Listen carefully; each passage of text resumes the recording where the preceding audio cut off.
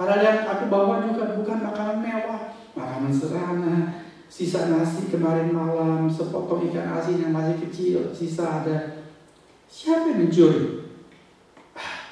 Barangkali ada tetanggaku yang saking kesulitan makanan, kelaparan, dia curi makananku.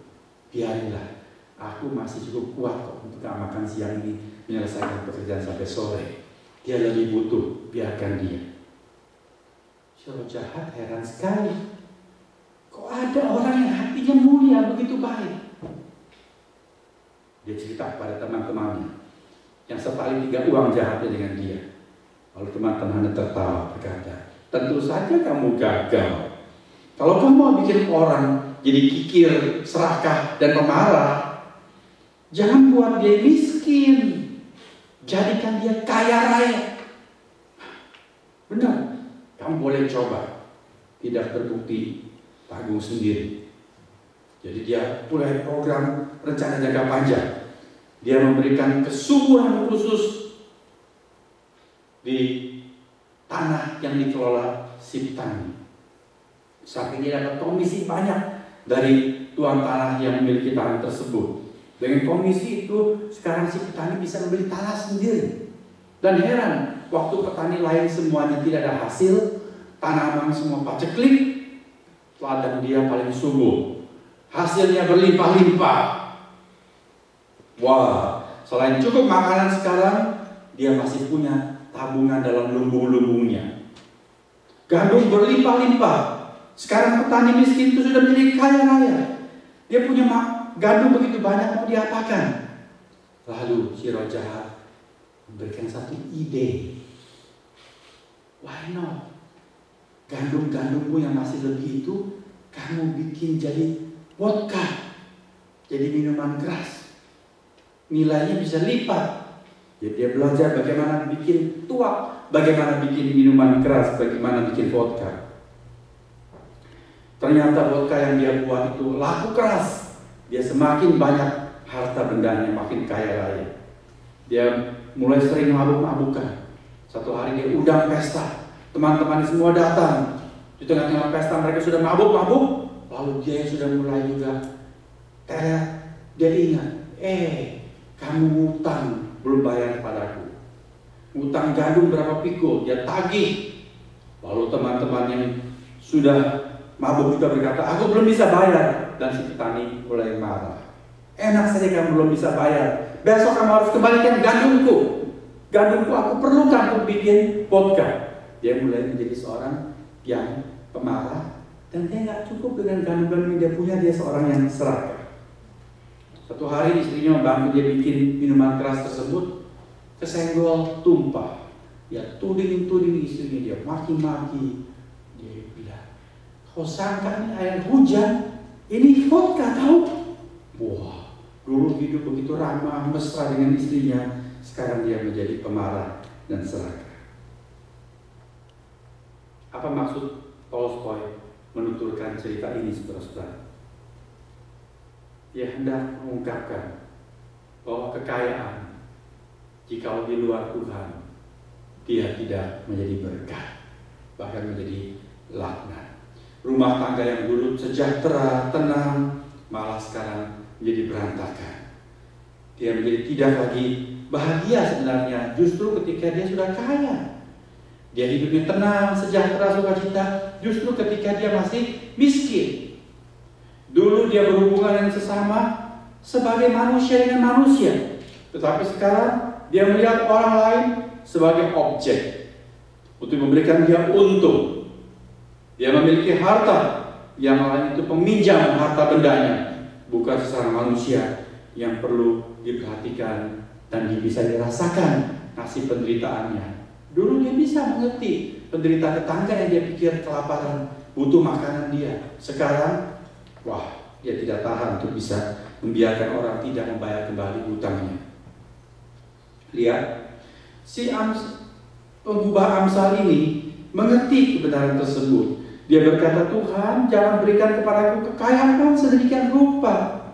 Aku takut, Tuhan, supaya jangan kalau aku sudah kaya, aku merasa sudah serba punya, Aku kemudian mengatakan, siapa Tuhan itu? Aku nggak butuh dia. Semua aku bisa kerjakan sendiri. Aku tidak butuh Tuhan. Bahaya sekali. Kekayaan tidak mendatangkan kebahagiaan, malah menimbulkan bahaya. Kalau seperti itu. Tetapi apakah kalau begitu berarti kemiskinan itu baik? Apakah kita rame-rame semua menjadi orang miskin? Di dalam Alkitab, Tuhan tidak pernah merekomendir untuk kita bercita-cita menjadi seorang miskin. Meskipun dia berkata jangan bercita-cita menjadi kaya, artinya kaya menjadi tujuan, tetapi dia juga memperhatikan orang-orang miskin. Dia mengajar bagaimana orang-orang kaya memperhatikan orang miskin. Kemiskinan adalah sesuatu yang harus diperjuangkan. Allah menegur orang-orang yang tidak memperhatikan orang miskin. Dia menyatu nasibkan dirinya dengan orang miskin. Ketika Tuhan Yesus datang kedua kali nanti, dia menghakimi segenap dan masing-masing manusia. Dia berkata, marilah masuk ke dalam kebahagiaan-Ku, hai kamu para domba. Sebab pada waktu aku lapar, engkau memberikan aku makan. Pada waktu aku bertelanjang, engkau memberikan aku pakaian. Pada waktu aku gelandangan, engkau memberikan aku tumpangan, dan seterusnya. Itu adalah penderitaan, kemiskinan. Tuhan menyatu nasib dengan orang-orang miskin, orang yang berbuat sedekah dan kebaikan karena kasih kepada Tuhan dan kepada sesama. Dia melayani Kristus, itu maksud Tuhan Yesus. Jadi Tuhan memperhatikan kemiskinan. Kemiskinan adalah hal yang tidak baik, yang harus diperjuangkan, harus dilayani.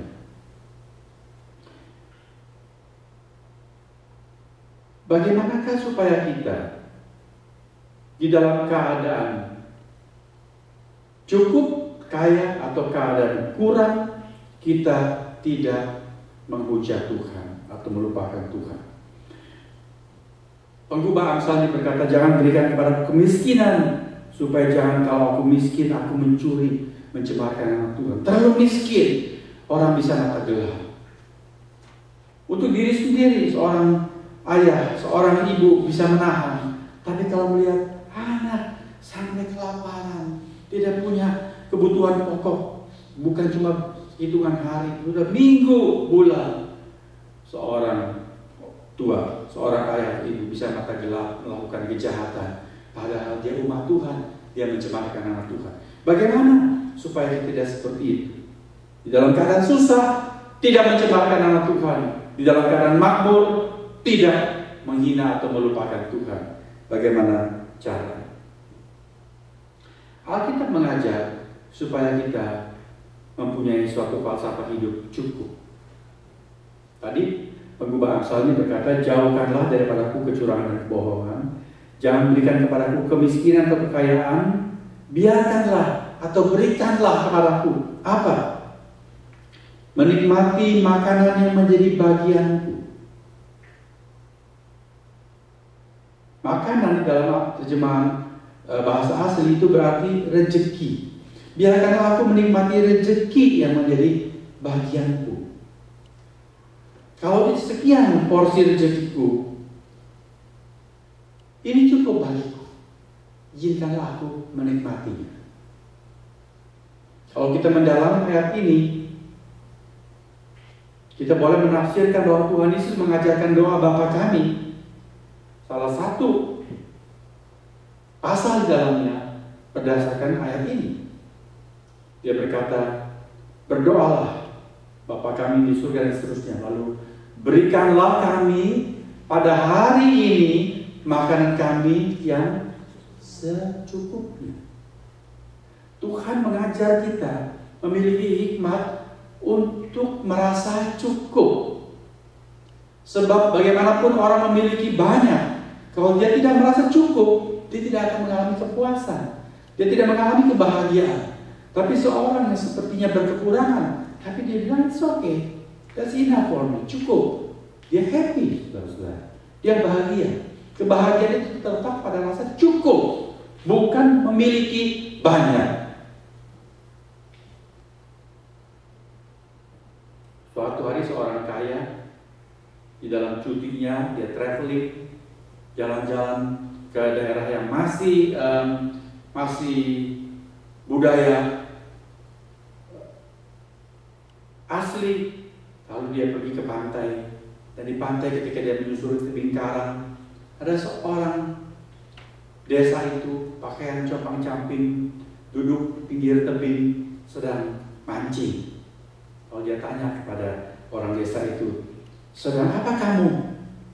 "Wah, sudah Tuhan lihat saya sedang mancing." "Apa yang kamu cari?" "Saya